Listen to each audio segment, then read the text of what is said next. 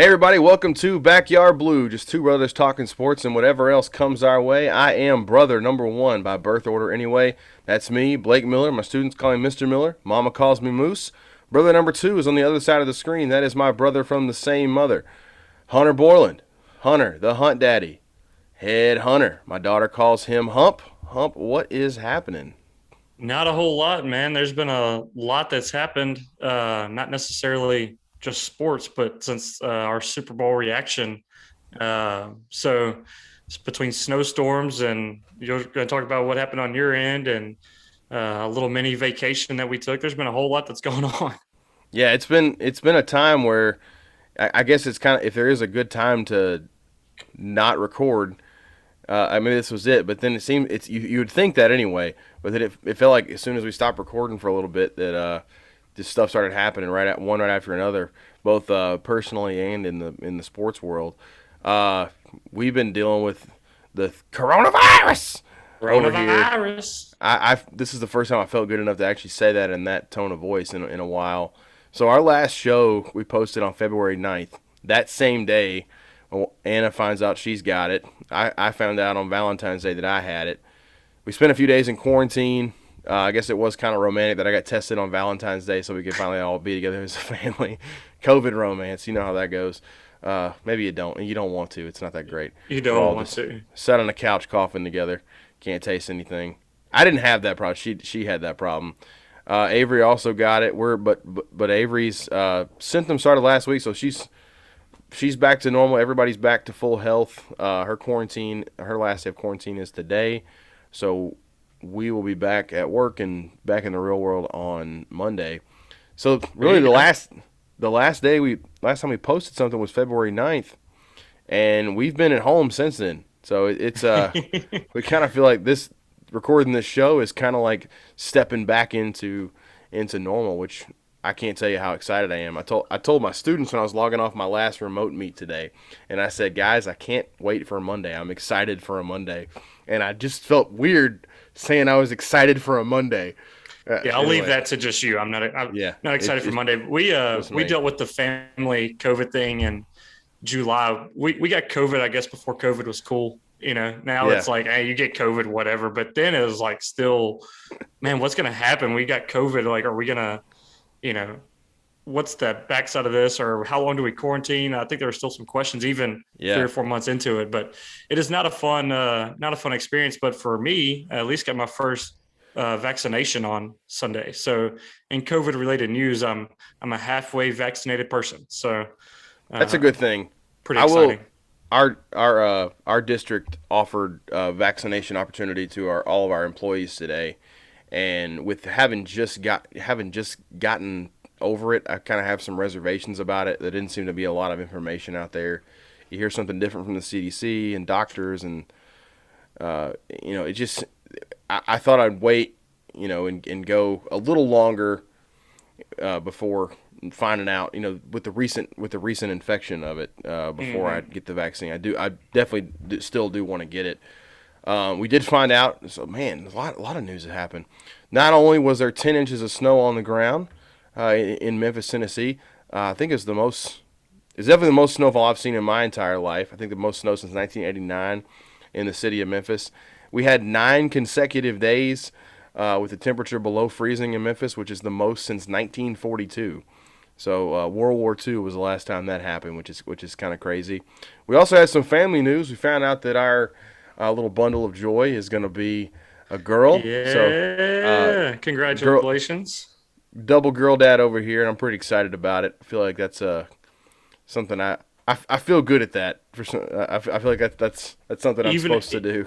even it out. We needed a girl to even. I don't think Avery would have survived if she had four boys around her all the time. Man, I don't know. She can hold her own. She that girl can hold her own.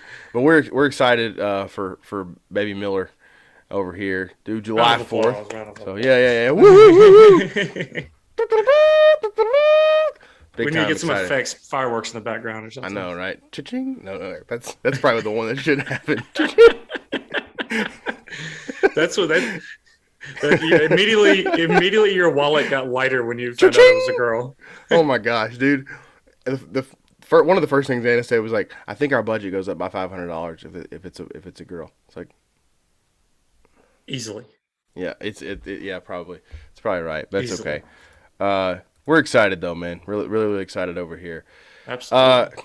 You told me you were getting in on this NBA Top Shot stuff. You want to weigh in on how this has gone? Yeah, so I got in on it. I guess it was over. I mean, it was in December when the first pack I opened, or when I signed up, and I got 2 packs. Looking back on it, I probably should have bought 15 packs at the time because you can't get one now. So originally, didn't get anything great. I got 2 Steph Currys. They were the same moment. Um, and then so I just kind of been playing around, watching the list of what mine would go for if I sold them. I was dumb and sold the Steph Curry early on for way less than I should have, because right now they're going between like $700, $800, $900 somewhere around in that range. So I still have one more left. But I got on today to open up the premium pack and got in the pre-waiting room. They put you in queue, and I think I was 34,000 in line. There was 10,631 moments available. So I wasn't going to get one. I stayed in line hoping, well, maybe people will just start leaving or it goes slow and get lucky. But there was over 200,000 people that were in line by the end of that thing.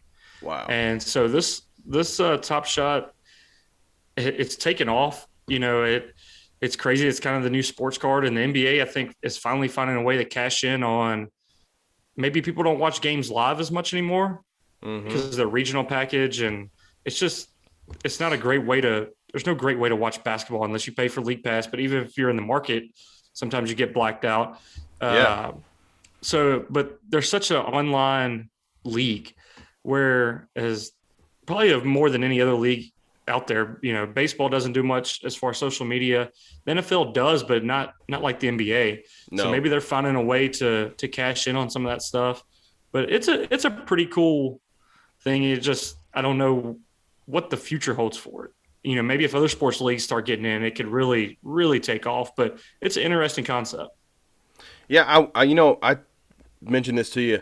I was a little hesitant to get in at this level for whatever reason. I didn't like that if I put my money in, they were going to have to approve my withdrawal. I didn't know how long that was going to take, so I didn't want to get in and spend $100 right off the top on on something and then not be able to withdraw it out.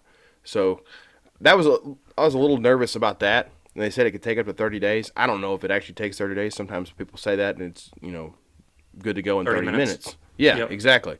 So, but it gave me a little bit of pause, and I'm like, maybe I'll sit this one out and get in on the next one or something like that. I don't know. I'm going to get in at some point, but I'm sure by the time that I get in, it won't be cool anymore, and well, I think won't be worth anything. I forget what my initial, and I think it was $16. I think I bought 2 packs. I think they were $8 a piece. They were the base set, so I think you got three moments in a pack. And so if I can sell the Steph Curry card, I'll turn $1,200 or $18 into $1,200. So not a bad little profit boost. I bought sports cards last night for the first time in a long time. I went in Target. I'm just excited to be off quarantine. I went to IKEA and bought some lighting for the Star Wars case behind me. Excited about doing that. I've been wanting to do it for about 3 weeks now. Went to IKEA to buy some of those. And I was like, I'll stop at Target on the way back. And walked in, and they had they were putting out the boxes for all the different sports cards, and I never seen anything there. They usually only have like NASCAR, WWE, like Star Wars cards, like stuff that nobody wants. Sorry to any fans of those things, but stuff nobody wants. Last night they had some good stuff though. They had some baseball Topps Chrome. They just put out some 2021 NBA hoops cards, some fat packs. So I bought a few of those. Some Donruss Optic football, some playoff contenders football, and I got some decent stuff. I probably ended up losing money on it, but I got a few things that I like. My best pull was I got a Justin Herbert rookie card, some Luis Robert rookie cards in baseball, Kyle Lewis, and then there's one other guy Patrick Mahomes. You probably heard of him before. Obviously not a rookie card, but it was like a refractor, like ones they make less of them, so it's probably worth about $60 or so. I may send a couple of them off to get graded, But anyway, I just had fun. I used to do that every Friday with my dad when he picked me up, and so it brought back a lot of memories going through ripping all of those packs. And I bet I ripped through about 50 packs of cards last night, and it was fun. It was cool. Even though I probably lost some money, it was really really fun, and it makes that like. I wonder what is going to last longer over time. Is the value of the digital blockchain card from Top Shot going to outrun the actual physical sports card? I don't know. It's possible. Yeah. The sports card thing coming back is fun. When I finally got into sports and stuff like that, sports cards wasn't really a thing anymore. Like, I remember opening up a few packs, but I mean, you had. I can't tell you how many cards. I remember the bin, and the bin had to be 3.5 foot long by 2 foot wide that you had just filled to the brim with every type of card. And I remember 6 or 7 binders that you had with cards in them. But it's kind of cool. I was thinking I may want to, run in the Target or something like that with the boys and let them, even if it's the wrestling cards or something, like let them start their own little binder of cards they like. But it's kind of cool that it's coming back around because I feel like it's been 15, 20 years since really having cards was cool. Maybe longer than that. I was thinking a lot of my cards run from 92 to 2000 probably. I probably started collecting when I was 5 and stopped when I was 12, 15 maybe. That Griffey rookie card had a long run. So he was a rookie in the late 80s? 90s maybe. But the cards the cards in 90. I can't remember what year it is, but yeah, the Griffey card had a long run for sure. So I mean, that was kind of maybe peak of baseball cards because I mean, I think that's the most expensive baseball card around. So I mean, it's probably been 25 years since this was kind of a thing. So it's cool to see it happening again. And like you said, I'm really interested to see where the Top Shot moments and if other leagues get involved, because if the NFL gets involved, I think this thing will take off like a rocket ship. But it'll just be interesting. It could be an opportunity for video game companies to do something with this. I was thinking how much fun that I had over the summer playing MLB The Show, and their Diamond Dynasty mode and Madden's Ultimate Team. These card collecting modes in these games, My Team and NBA. Think of how much fun those modes are. If they could take that and monetize it a little more. I know you can monetize it for in-game currency and stuff like that. Like VC or whatever. Yeah, if you can do it and not have VC or stubs or whatever you have the Madden points, if you can have those and actually be real money and people buying in and investing in those, I think that could be a pretty cool marketplace idea. I don't know if they'll go that route or not, but I think it'd be pretty cool. And I know it'd make me want to be in a little more on it. And if you could run it over game to game, because a lot of the problems I have with 2K, and I never really got into the VC thing buying, the cards or not cards, but buying the players, is when you buy a new game, you lose everything you invested into that, into your franchise mode or your My Team or whatever it might be. You lose all that time and money that you put into it. And your My Player, I think you can transfer your My Player over year after year. Yeah. And I know you can careers in MLB too. So that's cool. But yeah, if they could make it where cards, for video games can transfer game to game year after year. And with this new console, there's no reason you shouldn't be able to do it. I mean, they can do whatever they want with these things, but that would be pretty cool. Maybe I'm sure they've already thought of all this. They're now listening to us going, oh, that's a great idea. But I don't know, that I would be invested, especially in basketball. You mean to tell me that you think the head of Sony Entertainment is not one of our 35 listeners? You would think, he would be all over this. You never know. This could be our moment. Anyway, so today we're going to get into we got into these things, but we're also going to get into a little bit of NBA stuff. We'll talk about the Grizzlies and thoughts on the All-Star selections. We'll talk about the NFL and the quarterback carousel. We'll talk about Tiger Woods and his horrible accident. And then at the very end of our show, we're going to introduce a new segment called Random Questions. It's exactly what it sounds like. We're going to ask you some random questions that have no theme at all, just to kind of hear what our thoughts are on I was going for things. The seg of randomness, but random questions first. You reached. That's a reach. It's okay. Notice I changed that. The seg of randomness. Maybe it'll stick. Who knows? You call it whatever you want, buddy. You call it whatever you want. All right. So let's start with the Grizzlies, man. Justice Winslow is back. What do you think, man? What's your thought on Justice Winslow? So I didn't know we were originally maybe going to try to do this yesterday, and after last night, I kind of not changed because he still didn't look great last night, but his defense looked really well. The way he just took the ball from Kawhi, made him look like a little kid was awesome. And you saw glimpses of what he could be. And I know he's going to be rusty. Absolutely. I wouldn't expect him to come out and be – the only thing that bothered me is he came out shooting like he hadn't missed a game in 13 months. Like he came out like, I'm the best player on the court. He took the most shots the first game back. And I'm like, let's chill out. Like, get into the routine. But he came out like it was just coming off the offseason, first game of the year. Let's ride. Like, we don't have a 13-13 record and been playing for 3 months already. Like, I was just like, what is this guy doing? Like, every shot he took. But as far as the offensive end, I'm worried because that shot does not look good no matter what. If he starts going in or what, it just does not look like a good shot. But defensively, you see how much of a difference he can make with this team. So yeah. I'm excited about it. Yeah, I am too. And it made me wonder if in like the first game that they just decided, you know what, fire at will. Just go fire at will. He was playing with Sean McDermott and Conchar and whoever else was on the floor at the time, Gorgie. So it makes sense that he would go out there and do just that and fire at will. I did think he looked pretty bad in those first games, but you could see immediately, like, he still got it on the defensive end. Like, that's something that was never lost for him, and I think he's going to be a big difference maker for this team. I hope that it's one of those things where he's got an option for next year, I believe, right? Yeah.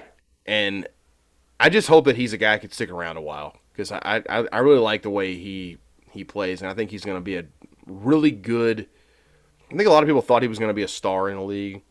And it's possible that a lot of Grizzlies fans think, have thought that along the way too. I don't think we should have that thought at all. I think we should look at him as being a really good role player, like an upper echelon role player. But those are the things you need to compete for titles, which I think that Zach Kleiman and the front office want to do with this core that we're building. The second half of the season schedule was out. What's your thought on that? Oh, man. You saw how tired we were the other day playing 5 games in 7 nights, and we're going to do that a whole lot in the second half of the year. We don't have 2 consecutive days off after the All-Star break until the end of the year. I think it's 40 games and 67 nights or something like that. It's going to be – you expect to get Jaren back, but I have – very low expectations for how many games they have to play. And I know people are like, well, in AAU, you play 6 games in 3 days or whatever. In college, they play whatever. You're playing an NBA game. Top-level athletes going full out nonstop. You saw how tired they were last week and getting blown out by Phoenix and getting blown out by the Pelicans and Phoenix. It's just I'm worried about it, but they're young. Hopefully they can push through. They got a lot of players. Their rotation's deep, so maybe we can keep some freshness and be okay. But it's a pretty worrisome, especially when you're been injured all year. I mean, rattled with injuries, and you got to play that many games. I'm hoping for the best, but it's going to be tough. It felt like the NBA. I can't help but let it feel like a punishment. It feels like a little bit of a punishment for your team getting COVID, and it makes me wonder what they're going to do when teams inevitably go through it in the second half. I mean, are they going to just have back-to-back-to-back games at the end of the season to try to finish it up? Because they seem very intent on trying to finish the schedule in a certain amount of time. And trying to get to 72 games. Yeah. And I don't know. It feels like a punishment for having it because the other teams that didn't have it are not going to go through the same thing. I'm not a fan of it, in all honesty. I would have preferred them to stretch it out a little further, give themselves a little more wiggle room to get these games in the event they needed to be canceled. It's going to be tough, man, and I think this really hurts the playoff chances, if that's what we were thinking. If you had Grizzlies in over-under things, maybe depending on where you got it, you might still feel good about it. I still could definitely see them finishing around 500. But I still think it's a little bit unfair, and I think it's unfair to the Spurs, too, because they're kind of doing something similar. They're doing the same thing. I don't like it. I don't like it. I think they could stretch it out a little further. At least make it to where the schedule doesn't hurt them. I guess you could say. Especially because there was COVID issues before the Grizzlies had theirs. Like there's other teams that had it, and it seemed like we were the guinea pig for this new parking that they do, like parking a team for 10 to 14 days. And I know it's all probably circumstantial, and it just feels like they're picking on small little old Grizzlies, but Yeah. that's really what it feels like. You can't help but wonder, would it have been different if the Lakers went through the same thing, or Milwaukee? Somebody with Teams a that megastar, have Clippers. national TV games probably not going to Mm-hmm. happen to them. Maybe, I don't know. You've always kind of wondered that with the NBA. Do they favor certain markets? And it's you don't want to say they do, but the evidence is there to suggest that they do. Yeah. So now Winslow's back, and I feel like this is you got Dillon back now. You got Grayson back. Your team is at full health minus Jaren. What do you think of Taylor Jenkins' rotation? I guess last night's really the only night we have to really get to get a gauge of what he's thinking and how he wants to do things. What is your thought on his rotation that you saw last night? I think no matter what, he's going to play 10 guys. I think we've learned that from him, that he's going to play 10 guys no matter who's available. We saw that with McDermott and Conchar and Gorgie. But you saw Melton last night didn't get run. I mean, he came in at the end of the game when it was out of hand. And when Jaren comes back, that only pushes people back down further. And I don't know if with so many games and such a short window of time in the second half of the season, maybe it works out and you don't have that people getting upset with their playing time or whatever, because they're going to rest people every night. Yeah. And so maybe you can avoid that. But it kind of reminds me of like the Penny Hardaway thing right now. I think you got to find your guys and play them. Like have a consistent rotation where they know what they're going to do. You know this, a couple of years ago, the Cardinals, when they fired Matheny, when he was the manager for them, it felt like every game, nobody knew their role. They didn't know when they were going to hit, and we were a bad baseball team. And then Schilt came in and just shored up their lineup and was like, you're going to play every day at third base and hit second, whatever it is. And they went on, a 18-game winning streak, like 22 of 24, made the playoffs, made a run. And it was like all it took was people knowing their role. And I think eventually, right now it's all okay, but I think eventually Jenkins has to find that. And everybody needs to know their role. I feel a little upset with Melton being the one who is not playing. But then I start thinking about who would I have him playing over. And it wouldn't be Kyle. I'm going through the lineup in the starting lineup last night. It would not be Kyle. Honestly, Kyle Anderson has been our best player this season. He needs to start. I think even when Winslow gets back into it, he needs to be your starter until he proves I agree. Yeah. Wholeheartedly. All right. Obviously not Jonas. Obviously not Ja. Maybe Grayson. But Grayson's been really good. He's been efficient, and I think he's your best three-point shooter. Yep. Dillon, maybe. I mean, but then, I just don't think they're going to do that. We'll have a separate conversation about Dillon Brooks here in a second. He's not playing over Winslow. He's not playing over Clark. Maybe he could play over Tillman. The only guy, but he's your only real big off the bench besides Clark. I think Tillman is the guy who's out when Jaren comes back. I think he's the guy who's probably out of the rotation at that point.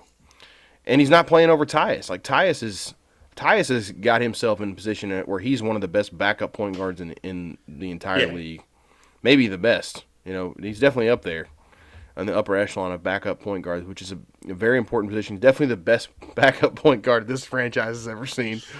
Mike Conley's cussing. Dude, he's so mad. Chris Wallace and all them. And he doesn't cuss, and he's cussing. Man, I just it's one of those things. I hate seeing Melton in the spot, but I struggle to find who you play him over. I would stretch my rotation to 11, knowing that you have so many off days coming up, and just be in a situation where nobody plays more than 30 minutes. Ja last night played 30 minutes. Let's make that his maximum in the second half of the season, and give Melton some more run.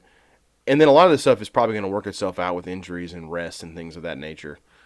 You I have just want to 12 see. dudes who can play, plus I want to Conchar and see. Jang. Yeah, I want to see one. What and I think there's going to be some moves at the trade deadline. Like I still think Jang's gone just because that contract is too valuable for it to come off the books at the end of the year, unless you think you can get a free agent.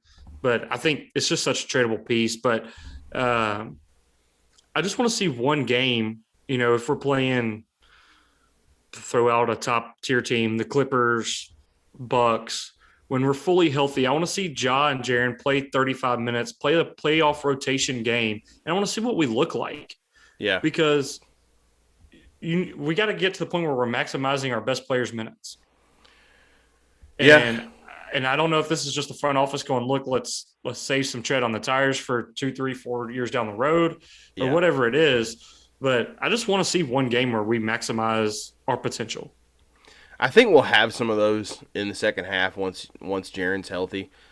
I always like the 10 guy, playing 10 guys, and I think that's the way to go. But knowing the situation we're going to be in the second half, with the schedule being the way it is, I think stretching it to 11 guys might be the answer, or just giving some guys a night off here and there, giving Yep. Jonas some rest. Starting Clark at center, starting Jaren at center, and putting Tillman in the lineup. Whatever. It's nice. It's a good problem to have 12 real NBA players. In addition, also adding in Jang and Conchar, which I think Yeah. Conchar is a really awesome. When he's our 13th guy, I feel pretty good about that. It's a Yeah. good. Oh, It's a, absolutely. it's a pretty good position to be in. Uh, on to Dillon Brooks. I saw a guy who writes for SB Nation who used to go to Barrett's and Bolton, Bryce Hayes. He had posted something out on Twitter the other day and said something to the effect of, does this change your opinion of Dillon Brooks? The fact that the team went on kind of a losing streak, looked pretty bad, and does this change how people feel about Dillon Brooks? Because we looked a lot worse without him. A lot worse without him. Does it change your feeling on him at all? Me and you've had, I think he's been our topic of conversation about the Grizzlies for the past 2 years, Yeah. all the time. Every time we talk Grizzlies, his name comes up. Besides, Ja's awesome, and can't wait to see Jaren back. But I've always said the way he plays, he ups the level of intensity for your team. I don't care what you think about the shots he takes, how good defensively he is, how selfish he is at times. That dude plays his butt off every time he steps on the court, and it's infectious to the rest of the team. I don't care what anybody says, and there's something for that. That's what Tony Allen used to do with the Grizzlies during the grandfather grit grind years. Like, he just raised the level of intensity, and there's going to be games where we're going, Dillon, please stop shooting. You're 3 of 20 with 8 points. Please quit. And then there's going to be games last night where it flows and it looks good. So I've always said I think there's a spot on the floor for him, or a spot on this team, a valuable spot on this team. Um, and it's just going to be one of those roller coaster things with Dillon. It's going to go up, it's going to go down, and there's going to be games where we love him like last night, and then he could come out tonight and score 10 points on 20 shots, do the Dillon stat line that you call, and go, what is he doing? So I don't think it changes my mind much. I think that's what I've always said. Yep. I will say last night I like him taking 5 threes. I like that because they're usually he doesn't shoot threes unless they're in rhythm. He's not he does take some bad. His thing is always bad twos. His mid-range pull-up game. It's highly contested mid-range games. I don't like that, and I do like the fact that he shot 5 free throws last night. So if we get back in that position where he's trying to take free throw, he's trying to get himself in the line, and he's taking a lot of threes, then he has a chance of becoming a much more efficient scorer. I don't like the nights where I'm seeing 17 shots and 13 points. Yeah. If you can avoid those, he's going to stay in the rotation. But when I start thinking about guys they may potentially trade, I think now you probably have Jonas in that conversation because of his age, although I do think he's necessary on this team. You probably have Brooks. Point, yeah. Yes. You probably have Brooks in that conversation as well, because I don't think he's a must-have piece for this team long term. And I think you probably now have Melton, because with him being out of the rotation, he would definitely fit into somebody else's rotation. Maybe there is something to Dillon adding more value to this team. It's not. I've always kind of equated him to the Jeff Green, Rudy Gay type thing, where he's kind of a ball stopper, but he's gotten out of that a little bit this year. Not as much as he's been, like, statistically speaking. If you ever see those NBA math things, he's our worst offensive player and our worst defensive player. But does he bring some sort of intangible that lifts the entire team? Is he the rising tide that lifts all the boats? That's possible, and sometimes there's things about guys that you can't quantify. And we live in an era where we want to quantify everything, but sometimes there is just something you can't quantify. We had that with Tony Allen back in the day as well.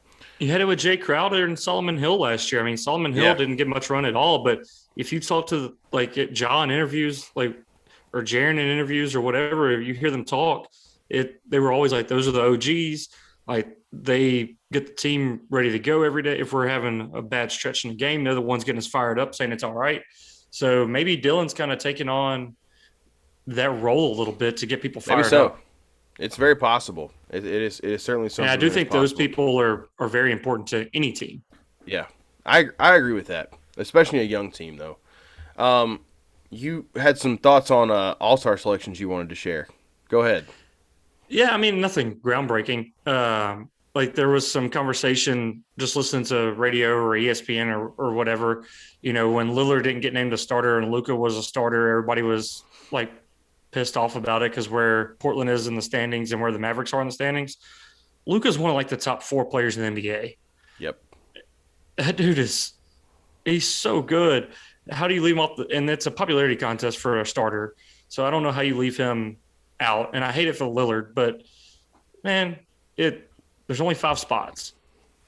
And then you're in the West, you're just not, you can't be mad at it. Zion versus Booker. I do think Devin Booker deserves that with his stats this year. And, but Zion's been awesome. He's been the most efficient player in the NBA. So, I mean, you can't really argue about that. And then the one that's close to home is Mike Conley. His real plus minus for the year is 5th or 6th in the NBA. That team is first in the West.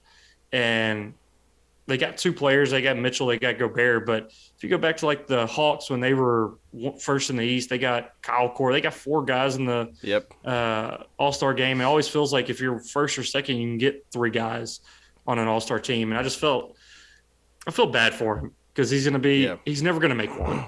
Nope. And if he played in the East, he would have made 6 or 7 of them. And I don't know.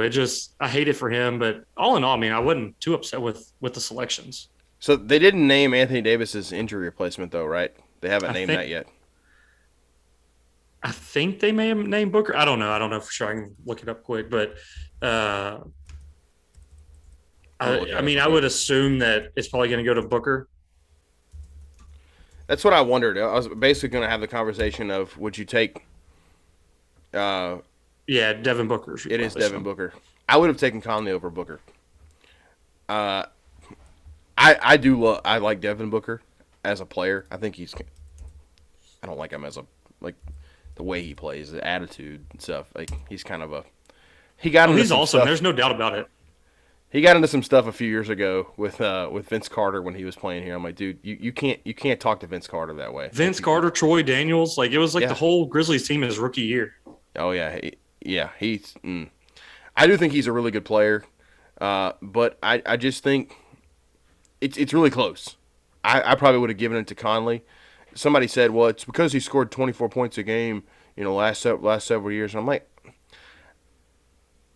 he scored 20 points a game on a bad team the last few years. 24, 25 points a game on a bad team the last Chris few Paul years. Is their all-star. Yes. If you were trying to pick an all-star from that team, it was definitely 100% going to be Chris Paul. No doubt about it. And I know people this is probably going to sound ridiculous, but there is the NBA is always giving out lifetime achievement awards. Michael Jordan playing in the All-Star game when he was 41 years old with the Wizards, he probably shouldn't have been there. He wasn't one of the 24 best players in the NBA at that time. And it kind of feels like of all years that you can maybe give Mike Conley kind of that lifetime achievement All-Star game award or reward, I guess, would have been this year with the number 1 team in the West. They're destroying everybody, and he's got one of the top real plus minuses. He's still average. I mean, I don't know. It's not a huge deal. I wish he would have made it. I would have had him in over Booker, I think, but I'm not a trusted source on this because I'm obviously biased in this situation. But Me I too. don't like that it makes where the Suns have two All Stars and the Jazz still just have two. Yeah. Hopefully, it'll get worked out and he gets in there. That's almost like wishing injury on somebody, but hopefully maybe somebody will opt out and doesn't go, or who knows. I would just hope there's a path for him to get in. He You never deserves know it. in a COVID year. And I was going to say maybe you could expand the roster spots by two. I heard somebody mention that. I mean, I don't think you water down the All Star game by adding two spots, but No. or make it where it's an All Star for the entire league, not by conference. Yeah, and I like in baseball they would always do the fan vote for the last spot. That'd be Yeah, kind of a cool thing to do if you were going to do maybe expand the rosters by a couple spots and then have a player only representative or something like that, and then have a fan vote for the last spot or something like I'd that. be cool with that. I don't know. Maybe not. Who knows? And they give you like four choices. Like, here's the final four that we're trying to decide on. Okay, you say somebody got snubbed. All right, pick one of these guys. Then we'll probably talk about who got snubbed off the final vote list and have to expand the final vote list. Then we'll have a final vote list. No, anyway, it's just gonna. Where do we stop? Who knows? But they've kept it at 12 for a long time. Then I think it's time I mean, the real rosters are 13 now, so let's go to 13. Yeah. And then have a 14th final vote. Let's go. All right, so moving on to the NFL, we can kind of be quick on this one. How do you think all this quarterback carousel is going to work out? We'll just kind of focus on the bigger names today: Deshaun Watson, Russell Wilson, Dak Prescott. Where do you think those three guys are playing next year? Do you think they're going to be on the same team? What's your take on it? I think in the end they probably all end up on the team they're on right now. It seems like Houston's going to play hardball with Watson. So if I had to bet, I would say he's the most likely to move, but I think they all end up staying on the same team. If I tweeted it yesterday, Jerry Jones needs to figure out a way to get Russell Wilson to Dallas because you automatically become a Super Bowl contender with him as your starting quarterback. With the weapons we have, I don't say that with Dak. I don't think Dak is anywhere close to the level of Russell Wilson. So if you can make that happen, do it. Someone proposed an interesting scenario of trading Russell Wilson for Deshaun Watson straight up, and I just thought, I think both teams would be exactly the same.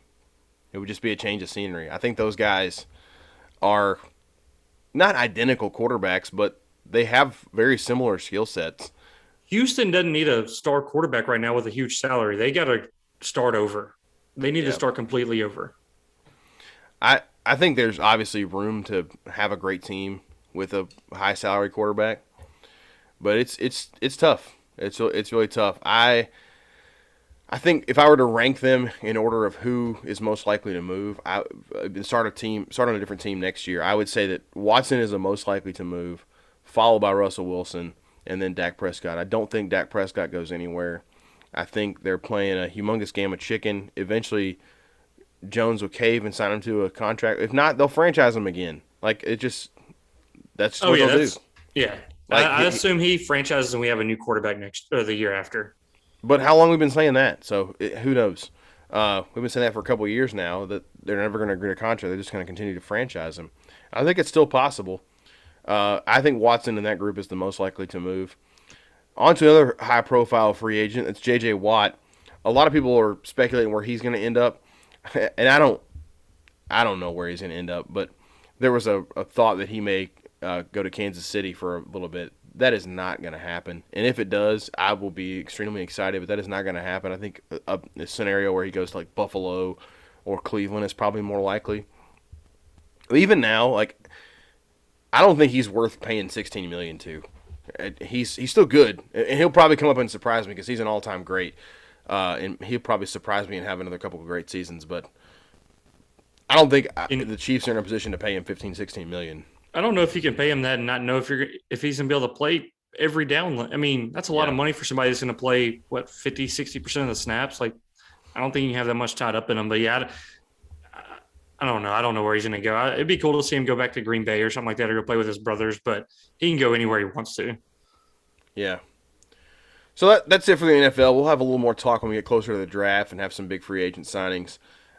Let's move on to Tiger Woods. We heard about his accident from earlier in the week. It was really sad to hear about that. Some people are speculating that he's never going to play golf again. What do you have any thought on that? I mean, I don't think it really matters at this point. You just hope he gets, healthy and whatnot and can be a dad and all that. Because, I mean, that was a scary situation. You saw his car and oh, man, it's rough. I'm one of those guys that I didn't get to see Tiger like when he first started, but around like 03, 04, that's when I started like noticing golf. And you automatically notice Tiger because he's got the crowd around him and he's playing better than everybody else. But for the past 6-7 years, if he plays, like I'm finding a way to a TV to watch him. And I'm obsessed with watching him play golf. And he's probably my favorite athlete possibly of all time. He's definitely in the top few. And it was like, I don't know, you get like sad. Like I was actually sad when I saw that come across as a tweet and just like, holy crap, what's going on? And, I've heard people talk about it. It's like it's Tiger Woods. He's probably one of the most competitive athletes of all time. So if anybody can come back from basically having his leg completely re-put together, it's him. And he'd probably come back and win the Masters again. And you'd be ecstatic about it, but I don't think anybody would be shocked like if he came back and won another tournament. But yeah, that was a scary deal. It was just, you never know what's going to happen. And I'm glad that they said there was no alcohol or drugs involved. It was just a bad road and going too fast. So hopefully he's better and can get out of the hospital and rehab and just get back to living somewhat of a normal life. I will say that moments like that make me realize what a just pool of awful human beings Twitter is at times. Because the first comment that I read about Tiger, other than like that wasn't an actual factual statement, like of what happened, was I'm going to reserve judgment on the situation until after I know more about it. I'm like, okay, thank you for telling us. Nobody cares about your opinion, but also like this is a person who has a family, and the fact that that's not our first reaction in situations like this, it always irks me. There was the same thing when Kobe died last year. It was kind of like there's always people kind of snakes lurking in the grass. There's always somebody. Like, well, there was something else at play, right? Well, he shouldn't have been flying in the helicopter. He shouldn't have been this, shouldn't have been that, trying to critique it instead of just, kind of paying respect to what just happened. And kids just lost their dad, and I know. It's like mom just lost her husband, and I know Tiger. Like it's a human being, even though these people are larger than life, and he's got all the money in the world, and whatever. Like I don't know, I think because you saw him 2 months ago playing a tournament with his son, and it kind of was like, oh, he's actually getting to be like a dad and get to do those things now, and maybe that's the only time he has a sense of normalcy is when he's with his kids, and it's like, man, he's entertained me for 15 years, but that doesn't really matter in the grand scheme of things. But God, it was just, I felt selfish after a few hours of thinking about, like, am I never going to get to see Tiger Woods play golf again? Yeah, I had the same feeling. Like I felt bad that was my thought.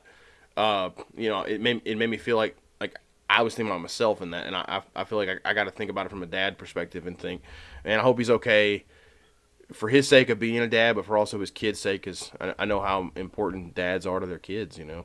I hope Tiger gets back to playing golf, because if he does get back to playing golf, that means he gets back to being dad as well. I was relieved to know it wasn't like anything life threatening, but I just hope he's okay enough to be dad again. Yep. All right, so on to our new segment, random question. Excuse me, let me try that again. On to our new segment. Easy for you to say. Random. The random questions, or the seg of randomness, as Hunter likes to call it. I'm going to let you give your 3 random questions. I'll give my answer, and then I'll give my 3 random questions, and you give your answer to those. All right? That works. So a little backstory on my first one, Max Homa. You probably have no idea who that is. Was playing in the Genesis Open, which Tiger Woods was hosting last weekend. 18th hole, he has a 3-foot putt. I think he was tied at 12 under. He's got a 3-foot putt to win. I mean, a 3-foot putt for a professional golfer is like a 99% chance to make it. And he missed. Later on, 30 minutes later, he ended up winning the playoffs. So it turned out okay. Won the tournament, his second win on tour, whatever. But my question to you is, if you had, and I'm wording it this way because like a last second shot in basketball, there's what, a 50% chance you're going to make it, 40% chance. So like a give me shot, a give me kick. Which one of these as like that player would hurt the worst?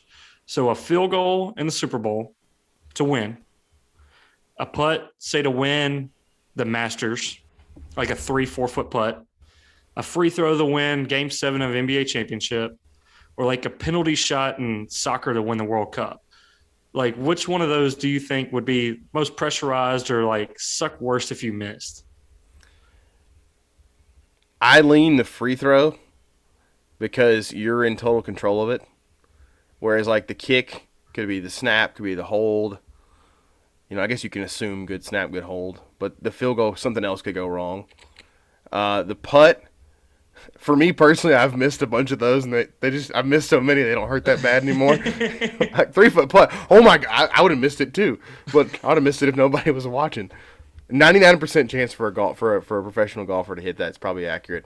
It's probably like 9.9 for me. Me too. The putt. Like I said, I missed so many of those. It doesn't matter. I think it's the free throw, the penalty shot. The goalie's involved too, so you can miss the kick, but you know it could be just a heroic effort by the goalie. Yeah. So I guess I would say the free throw because it's lonely, and we've seen the one that I remember, and you know which one I'm going to talk about. This is the reason I asked the question. Darius Washington missing the free throws in the conference tournament, and I just know like the sinking feeling, and he never recovered from that. Nope. And I think the Tiger fan base didn't recover from a long time until we reached the Elite Eight, Final Four level teams with Cal and CDR, Anderson, those guys. I'll go free throw. I'll say the free throw.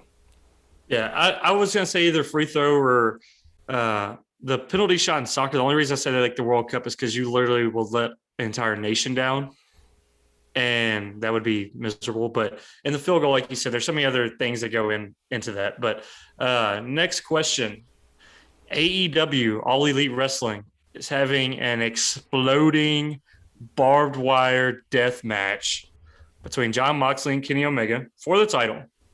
I'll be buying the pay-per-view. I think it's March 7th. I was going to buy it regardless, but when I heard this, I was like, I've never seen one. I've seen them on YouTube, but let's go. I'm ready for this.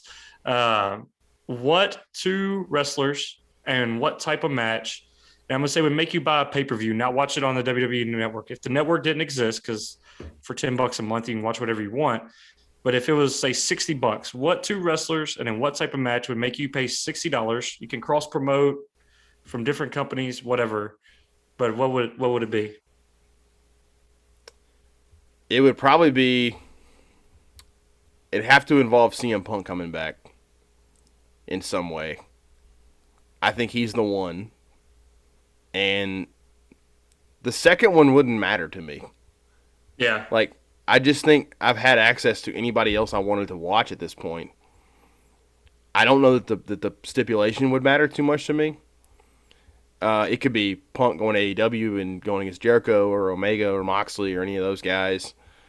You could put him in a tag team match against a broom and a mop, and I'd watch it. So, like, I don't know that I have an answer for the two. I guess I'd love to see it. I'd love to see him go against like Roman Reigns, and he'd be the one to break that streak, or come back and face Edge if he was actually at his peak. Daniel Bryan again, maybe. The stipulation wouldn't matter because I think you can put on a great wrestling match, no matter what. I don't know. It would have to involve CM Punk though, for sure. Yeah, There's so many other you could do with him, like for sure. Yeah, I think CM Punk would probably be in mine. I think probably AJ Styles versus CM Punk in like you said, the stipulation doesn't really matter. But it's funny because there's nobody really in AEW that I'm like I would have to see. But maybe Omega versus Daniel Bryan or something like that. Just that'd be cool. Whatever. But no, this is probably the one. Like I've been wanting a like crazy Moxley Omega match, and I don't think it gets any more crazy than a exploding barbed wire death match. If I could see like a cross promotion thing with like the Hardys doing something like Matt represents AEW and Jeff represents WWE. That could be kind of cool. Or like a Moxley as champion versus Reigns as champion. That'd be kind of neat. Cool. Some fantasy booking there. Yeah. Yeah, that would be cool. Like a champion versus champion storyline. I would get into that, but in wrestling, it's so much about the story. I think there was never been anybody better at driving a great story than CM Punk in his very, very short meteoric peak. I got it for you. Cody Rhodes versus CM Punk. I mean, it could be like I said. He's better than a mop. They both do really good. Like Cody Rhodes is the best at telling stories right now, like being in storylines. He is really good. So of wrestling, we will have another. We call it the 6-man tag, but I'm gonna try to get you on there for WrestleMania here in the next month and kind of do a fun one. Maybe get Avery on there at one point just to predict some matches or something like that. But we're gonna do another one here soon. She loves the Royal Rumble, by the way. She wants to go back and rewatch that. Yeah, it's pretty great. The best. We're gonna watch the Elimination Chamber from last Sunday this weekend. That girls' challenge was really good. I like the girls' challenge. That's right. That's funny. What's that? Last one.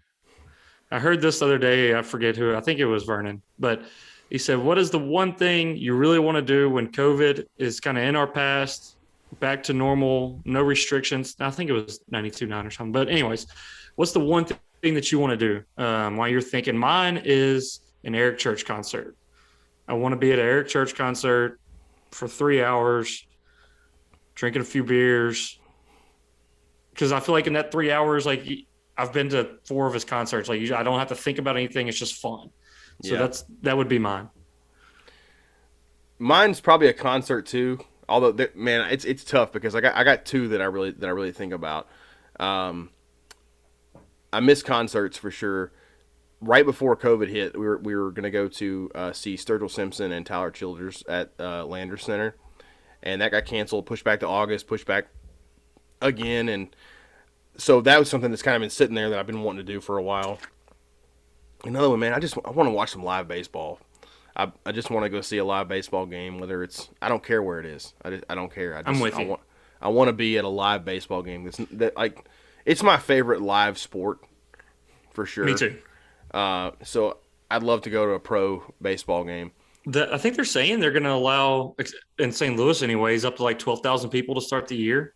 Yeah. So may have to get y'all up if it's still that way in the summertime, like during a weekday game when maybe you can get tickets for a little less than a night game or something like that on the weekend. But hopefully that's the case and they continue down that path. Hopefully so. In terms of like local, easier stuff that doesn't involve like things of fame, I would say I'd like to be able to go to a movie theater without a mask on, and be risk free. Yeah. I do miss, because that means movies are coming out of theaters and going through their usual cycle. I miss that because that's something Ann and I have always done together. I miss movies being normal. That means movies are getting released more often. I do kind of miss that part of it. 2 things on that. When I said Eric Church concert, I would take a live concert at a bar right now, like some guy up there with a guitar. 'Cause live music is my thing. And movie we're watching this weekend. What's that? HBO Max, Tom and Jerry. That's cool. Let's go. It comes out this weekend. I gotta watch Judas and the Messiah too. That's on my list of things to watch. I'll probably watch that this weekend along with WandaVision. All right, my turn. My 3 questions. Number 1, what NBA player would make the best professional wrestler? Draymond Green. Oh, that's awesome. And I agree with that. Coming in second, Joel Embiid. I could see it. Now, they would be characters. Like in ring, I don't know. I would maybe look at, like Ben Simmons or LeBron James, obviously, but give me Draymond Green because that dude can talk. He can talk some smack, so that'd be pretty fun. All right, here's mine. Russell Westbrook. Yeah. Russell Westbrook. I think he could totally do it. I think he's actually got the personality, like the kind of just I hate everyone mentality. I think he'd be great at it. My second place would be Giannis. I think he could actually come out there and he could kind of be like your Brock Lesnar type guy who shows up every few months and just destroys people. Another one after watching some of his interviews is Jimmy Butler. Oh, He's dude, hilarious. He could totally do it. And yeah, he's a beast. You got some great personalities in the NBA that could actually pull it off. Yeah. Heck, Ja could pull it off too. He's got 12. You heard me? You never. Well, you hear me? Well, I mean, you saw it in WCW back in the Work. day. Like Dennis Rodman and Karl Malone, like it was one of the highest rated pay-per-views I think in WCW history, and it was because of those two. They could come in and have and I don't know, have some momentum right away. You know, Shaq's having a match next week, right? I heard that. Yeah. He's having a match. He might be against past Cody. the time when I want to see him in a wrestling match. Oh, did you see the Big Show is going to AEW? I did. That's pretty cool. That's pretty cool. It's pretty right, big. I just marked out big, for a minute. Big bad show tonight. As Jackson Easton would say. He's big bad show. I want to hear big bad show. That's his name to them, is Big Bad Show tonight. They'll be I like, get Dad, can I be Big Bad Show tonight? They'll ask Alexa in their room, Alexa, play Big Bad Show tonight. Gotta make sure you didn't turn mine on. I really listened to my headphones, so you couldn't do that. All right. So next one, a sports photo you will never forget. I saw this on Twitter the other day, and they posted a couple things. Sports photo you would never forget. Like an in-action sports photo? Just an image, a sports image you have burned in your brain that no matter what you will never forget. David Freese hitting the home run against the Rangers in Game 6. Okay. Like just in the call, We'll see you later tonight by Joe Buck. Yeah, And people running on the bluff there to go get the ball. Like that's the probably photo connects the memory. You know what I mean? Yeah. Like, yeah, and it activates all the other schema that comes along with that. Yeah. Like of all my favorite teams, like of winning a last second shot, I've never really experienced that. Like that's, I mean, just yeah. That's your biggest one. Okay, mine. I have two. The Cubs World Series celebration. I have that image actually on a newspaper, and it's like Rizzo and Bryant coming to the pitcher's mound with Montgomery having just made the pitch, and they're all jumping up and down. I got a bobblehead commemorating that one back there somewhere as well from the final out of the World Series in '16. And the other one is Chris Douglas Roberts dunking on Kevin Love when it's just like totally male midsection right in Love's face. Like, you want some of that? You want some of that? I was gonna say that one or Joey Dorsey. That one where it's got like the NCAA logo behind him, and that one's pretty. He straight up teabagged Kevin Love. Like, he destroyed him. We're in the upper deck, and you could hear that. Like, it sounded like a gunshot in the Alamo. Like, we were 150 feet up from it, and you go, boom! Like, just, it's like a thunderous boom. Like, from CDR throwing it down on Kevin Love, and the crowd erupted. It was awesome. I just thought of this one. Dillon Hart Jr. crossing the finish line, or I don't know if you would say crossing the finish line, but when he parked in the infield at Daytona in 2001 after Senior died at the 500, he won when they came back to Daytona. And I know it's probably way too sad or whatever, but him and Michael Waltrip were like hugging outside of his car in the grass when he came back and won. Like, I thought that's when I was a big Dell Jr. fan. And so that one too. I got a few more, but those are my two big ones. Obviously the Chiefs winning the Super Bowl, but there's not one image that stands out to me from that. It's a collection of it. It's Reed saying he wants a cheeseburger, and Mahomes with the confetti, and Kelsey and the confetti, and like there's so many different ones that not one stands out. The other two that I mentioned were like there's just a singular moment. Yeah. Where this is a big deal. All right, last one. A TV show, past or present, that you think you would have or would upcoming make a great extra on. I think I know your answer, but I want to guess. I don't want to guess. I want to see if I'm right though. I mean, you know what it's the present one. It's Yellowstone. Yeah. The one I don't know if I'd make it like be good on it, but the one I'd want to be would be Sons of Anarchy. Yeah. Like just being a part of like the biker gang or whatever, but I mean that's not really my personality, but that just seems like if you had nothing to worry about and just carefree, like that seems like a pretty fun way to live life, just doing whatever the heck you want. Yeah, I had a hard time thinking about this one, like which one I think I would fit on myself. I was like, could it be How I Met Your Mother? No, they drink too much. They're literally at the bar every single night. The friends like coffee too much. It's like Friends. Friends would be a good one. 2.5 Men, maybe. yeah. Like that I might don't be a know. fun one. And then I thought like Yellowstone, but they work too much. I don't want to do all that.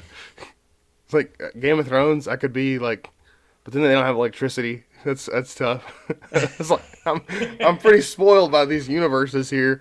It's like maybe 2.5. No, I'm not 2.5 men. No, I had this question to ask you because I didn't have an answer myself. Um, this one's tough. This one's really tough. Yeah, I I don't don't know. know. I mean, Breaking Bad. I don't want to be making meth or whatever in a camper. Like that's not something I want to be doing. Um, I don't know. Yeah, that. I got mine. Mad Men. Just because I think it would have been cool to live through that era and know what that life was like. I don't know that I'd want to live the lifestyle that Don Draper and Roger Sterling live in the show, but to know what that era was like would be pretty cool to me. Even if I was just an extra on it and get the kind of feel of what everything looked like in the late 60s and early 70s would be kind of neat. So, Mad Men, era specific one would be Mad Men. Yeah, for me. I think. Yeah, Yellowstone would probably be number one. And then there's a couple like Friends. You brought that up. Like that's something we watch all the time. But Friends would probably be one, just kind of fun. But Ballers. I think Ballers may be the answer. I think Hump is Ballers. a baller. I think Hump the Ballers. baller. Living in Miami, just living in sunshine with being rich. I could handle that. I could have been an extra on the Game of Thrones as long as I was like in Winterfell.